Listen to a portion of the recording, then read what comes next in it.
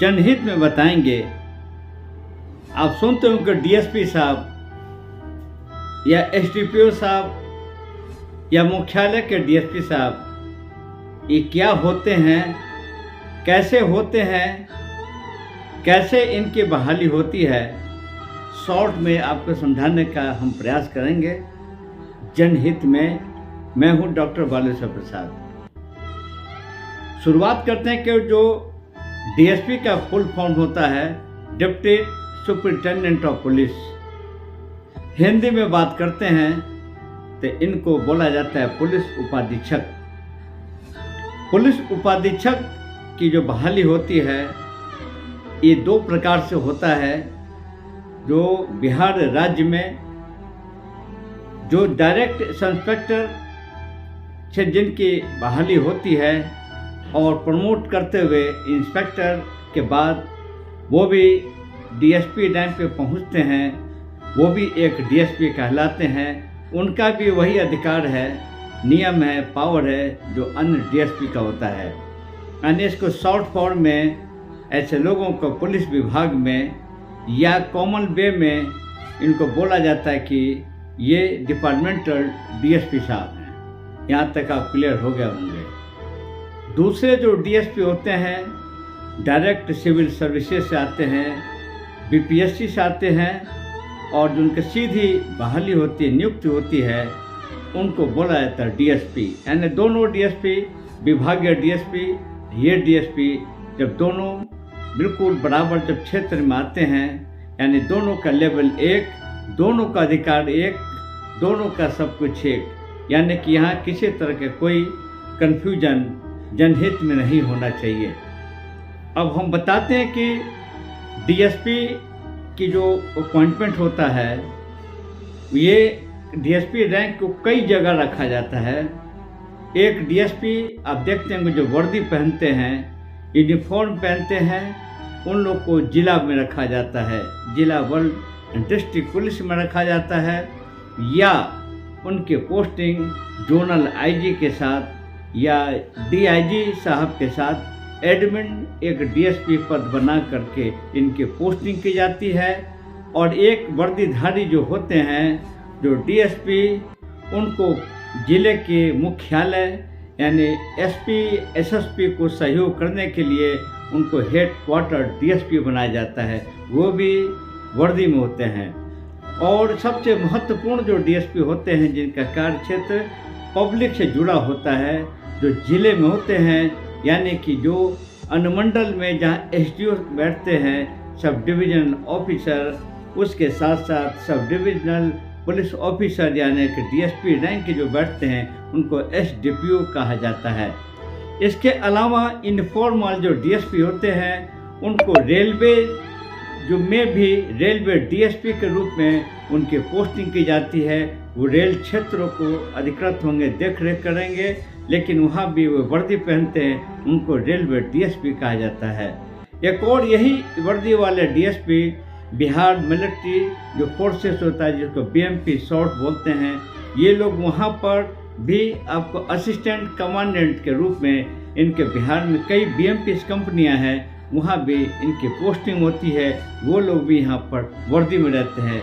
आप समझ जाएंगे स्पष्ट तौर पर, एक जो वर्दी पहनता है, चाहे विभागीय डीएसपी हो चाहे सिविल सर्विस डायरेक्ट हो, दोनों की पद स्थापना यहाँ की जा सकती है।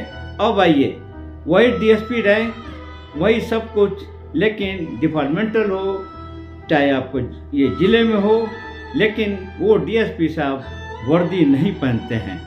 बगैर वर्दी वाला पोस्ट डीएसपी की कहाँ कहाँ होती है, जनहित में डॉक्टर बालेश्वर प्रसाद बताते हैं आपको कि वैसे एक बिहार पुलिस में एक होता है आपको स्पेशल ब्रांच यानी विशेष शाखा, जो सबसे महत्वपूर्ण विभाग है। सूचनाओं को तंत्र इकट्ठा करके क्षेत्रवार तरीके से बिहार से शाम तक बिहार में आता है। जो स्पेशल ब्रांच के एडीजी साहब उसको पीत पत्र, येलो पत्र में रिपोर्ट लगा के चीफ मिनिस्टर साहब के पास जाता है, जिसमें पूरा रोल इसमें एक डीएसपी की भूमिका रहती है। इस विभाग में यानी स्पेशल ब्रांच में डीएसपी साहब यूनिफॉर्म नहीं पहनते हैं। दूसरा होता है एक CID जो विभाग है, जो CID विभाग, जो क्राइम इन्वेस्टिगेशन जो ब्रांच होता है बिहार पुलिस का, वहाँ भी आपको DSP रैंक विभागीय हो चाहे सिविल सीधे वाले हो, ये लोग बिल्कुल वर्दी नहीं पहनते हैं। यानी आपको समझ गए होंगे कि CID वर्क में और स्पेशल ब्रांच के जो भी DSP साहब होंगे वे वर्दी नहीं पहनते हैं, यूनिफॉर्म बगैर अपना काम चलता है।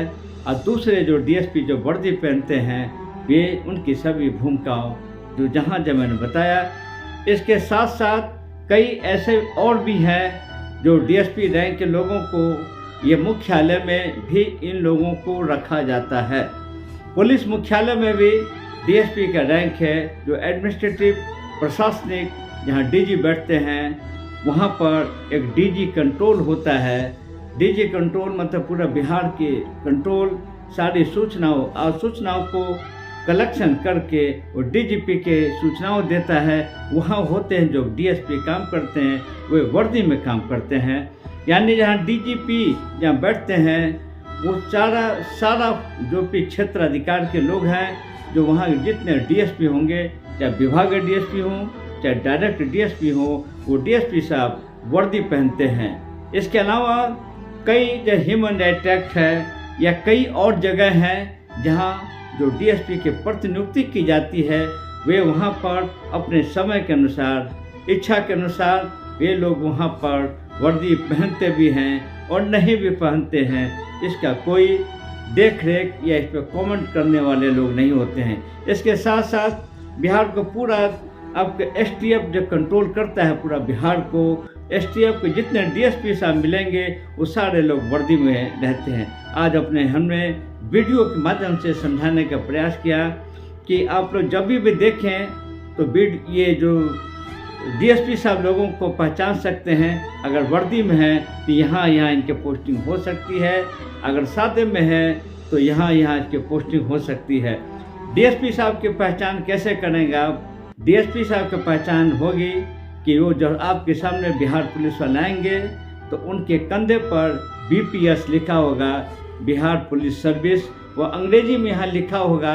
इसके साथ साथ ये जो ब्लैक ये इनका रिबन होगा और उनके बिल्कुल ये बेल्ट उनका अलग, स्पेशल कैप के साथ साथ उनका जो भी होगा ये जूता, लाल जूता यानी बीच में कटिंग किया हुआ जूता एक इनके पहचान होती है। और इनके 3 स्टार होता है, याद रखेंगे 3 स्टार और BPS अगर लिखा होगा वर्दी पर तो समझ सकते हैं कि ये DSP रैंक के हैं। अगर आप स्पेशल ब्रांच या CID के आप कैसे पहचानेंगे कि ये DSP साहब हैं, कि इंस्पेक्टर साहब हैं, कि दरोगा जी हैं, उसके पहचान के लिए सबसे बड़ी बात है कि जो DSP स्पेशल ब्रांच के होंगे, CID के होंगे, वो फॉर्मल ड्रेस में होते हैं और तरीके से कपड़ा पहनते हैं। दूर से ही पहचान में आ जाएंगे कि DSP साहब हैं। और उनके साथ जब भी आप बात करेंगे हमेशा अपने साथ एक ID रखते हैं जो स्पेशल ब्रांच के DG या ADJ के द्वारा हस्ताक्षरित किया हुआ उनके पास होता है। ये रहा पूरा बिहार का DSP का वर्गीकरण। और मैंने बताया, कोशिश किया कि हमने समझाने का प्रयास किया जनहित में। आज आपको क्लियर हो गया होगा हमारे वीडियो के माध्यम से कि DSP साहब किसको कहते हैं। और चलते चलते बता रहे हैं कि DSP साहब ये राजपत्रित पदाधिकारी होते हैं, गस्टेड ऑफिसर होते हैं। और ये लोग कौन सा फील्ड में काम करते हैं हम दूसरे वीडियो से आपको बताएंगे। तब तक आपको सभी को एक साथ जय हिंद।